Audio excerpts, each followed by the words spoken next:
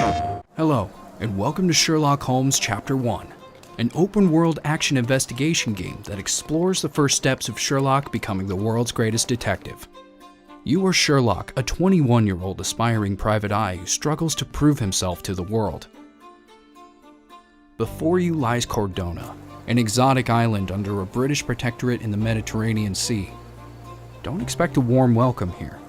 Most folks are prejudiced against foreigners, especially those who are well-dressed and easy on the eyes. That makes your job as a rookie detective even more complicated. Whether you're vaccinated or not, Sherlock Holmes Chapter 1 won't hold your hand as you investigate Cordona's darkest secrets. It's up to you to find your way around the island and to decide what your next step will be.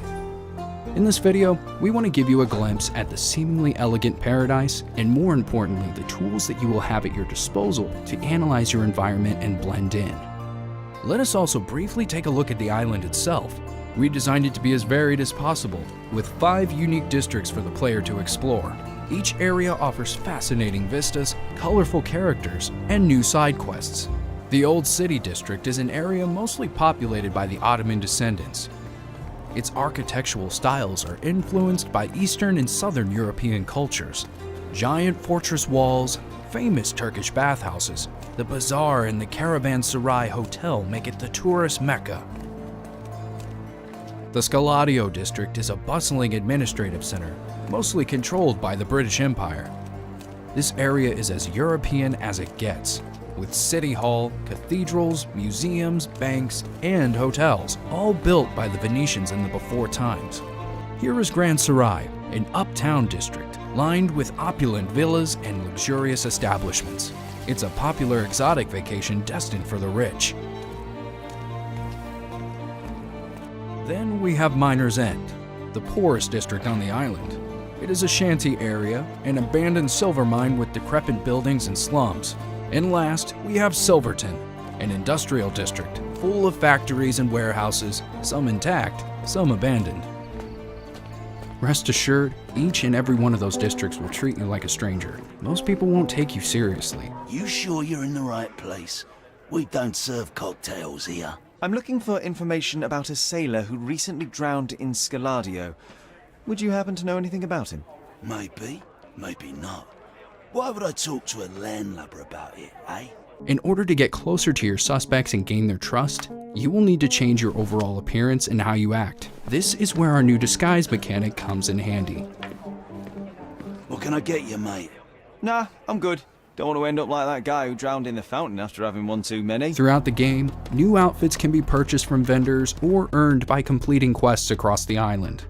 There are dozens of outfits, hats, facial accessories, and cosmetic items at your disposal. Use them to customize your Sherlock to your liking, and roleplay as a senior policeman, local trader, or even a pirate to get into closed-off areas. Sneak into the police's prison cells or private venues as you pursue the truth of Cordona's weirdest transgressions. However, while many situations require a specific outfit, it's only a piece of the puzzle. As a stranger on the island, you will need to approach its citizens and ask for help. There are several social classes within the game, like aristocrats, workers, lowlifes, and etc. Knowing who to approach, what questions to ask, and how to disguise yourself is key to getting the job done. Every item you select for your disguise will have to be accurate enough to give you credibility overall, so that each class is more likely to take you seriously and want to share information with you. Ah, it's you! I mean, it's him! It's him! Keep in mind, everyone on the island will react to your new identity either positively or negatively. Asking intel from a policeman while dressed as a thug will get you nowhere. But put on an aristocratic outfit, and some will give you the world.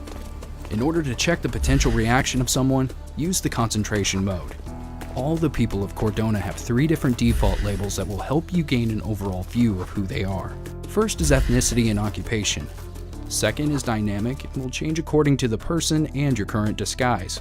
The third is a specific trait of this person. All Cordonians are unique and you'll have to adapt to them to find your way through the island's mysteries. Let me give you an example. We're on the hunt for a mermaid. Apparently there's someone going around killing sailors and the locals believe it's a water nymph. While this sounds preposterous, we still need to find the culprit. So where would be the right place to start? Let's choose to head to the local saloon that the sailors frequent and talk to the bartender. The issue is, all we know is the saloon's name, but its whereabouts are sort of on the hush-hush. We can ask one of the sailors about it, but they are unlikely to talk to some fancy-pants rich boy. So, here's how I'm going to approach the situation. I'm going to buy a sailor's outfit and put it on. Then, I'm going to open up my casebook, select and pin the right evidence, the one that mentions the name of the saloon. With this piece of evidence pinned, I can approach people on the streets and ask them if they know something about it. Since I'm dressed appropriately, I'm more likely to get a reply. So as you can see, we aim to create gameplay elements that synergize with one another and give you engaging tools that are fun to use.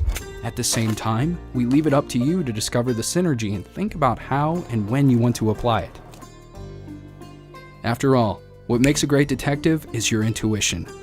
And that's what we want to engage. We want you to use your gut feeling and follow what your intuition says. Thanks for watching our video. I'll see you in the next one.